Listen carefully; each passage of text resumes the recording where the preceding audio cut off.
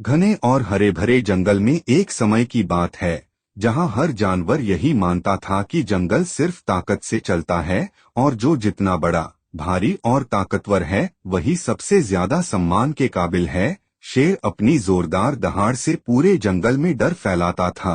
हाथी अपने विशाल शरीर से रास्ते रोक देता था और भालू अपनी ताकत दिखाकर छोटे जानवरों को दबाकर रखता था। ऐसे जंगल में नीलू नाम का एक छोटा सा खरगोश भी रहता था, जो न तो बहुत तेज था, न ताकतवर और न ही किसी को डराने वाला।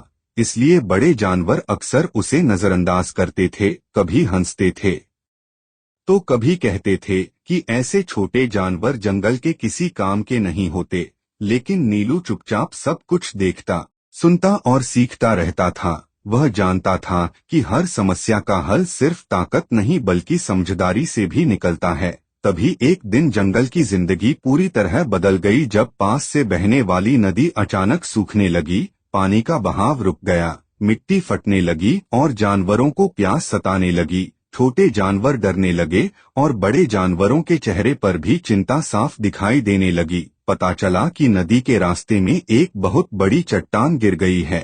हाथी ने पूरी ताकत लगाकर चट्टान हटाने की कोशिश की, लेकिन वह टस से मस नहीं हुई। भालू ने भी जोर लगाया पर नाकाम रहा और शेर ने गुस्से में दहाड़ लगाई, लेकिन उससे भी कुछ नहीं बदला। दिन बीतते गए, जंगल सूखता गया और जानवरों का धैर्य टूटने लगा। कुछ जानवरों ने जंगल छोड़ने की बात तक शुरू कर दी। ऐसे मुश्किल समय में नीलू खरगोश हिम्मत करके आगे आया और बोला कि अगर ताकत काम नहीं कर रही तो हमें अक्ल से सोचना चाहिए। पहले तो सब जानवर हंसे और बोले कि एक छोटा सा खरगोश हमें क्या सिखाएगा, लेकिन हालात इतने खराब थे कि उसकी बात सुनना मजबूरी बन गई। नीलू ने सबसे पहले चिड़िया को ऊपर से उड़कर देखने भेजा ताकि पता चल सके कि पानी कहाँ अटका है। फिर बंदर को पेड़ों के बीच छिपे रास्तों की तलाश करने को कहा और कछुए से जमीन के नीचे की नमी और दरारों को महसूस करने को कहा। धीरे धीरे सबको समझ आने लगा कि चट्टान के नीचे मिट्टी से भरा एक छोटा सा रास्ता है, जिसे ताकत से नहीं बल्कि मिलकर और समझदारी से खोला जा सकता है। इसके बाद सभी जानवरों ने पहली बार एक छोटे जानवर की बात मानते हुए मिलकर काम किया।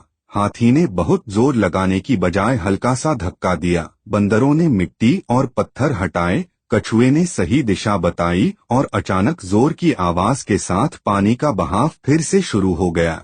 सूखी नदी फिर से बहने लगी, जंगल में हरियाली लौट आई और सभी जानवर खुशी से झूम उठे। उस पल शेर खुद नीलू के पास आया और सम्मान से बोला कि आज जंगल को ताकत ने नहीं बल्कि समझदारी और एकता ने बचाया है। उस दिन के बाद जंगल का नियम हमेशा के लिए बदल गया और सब जान गए कि छोटा होना कमजोरी नहीं होता, क्योंकि असली जीत उसी की होती है जो हालात को समझे, सही समय पर सही फैसला ले और सबको साथ लेकर चले।